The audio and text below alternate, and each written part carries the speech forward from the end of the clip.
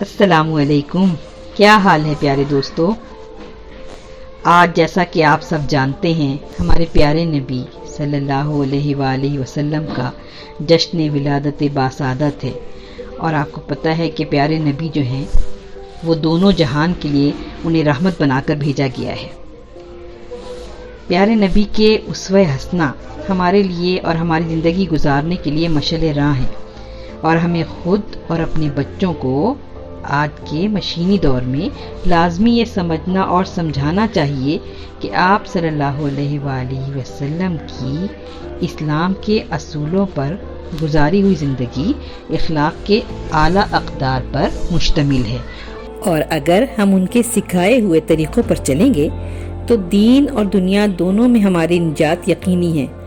اور ہم بھی جنت کے ان درجوں پر پہنچ سکیں گے جن کے لیے ہماری عظیم ترین الہامی کتاب یعنی قرآن پاک میں آتا ہے کہ پرہیزگار اور نیک لوگ جنت کے اعلیٰ درجوں میں ہوں گے جن کے نیچے نہریں بہتی ہوں گی۔ اللہ ہمیں پیارے نبی کے انہی اسوہ حسنہ پر زندگی گزارنے کی توفیق عطا فرمائے، آمین ثم آمین۔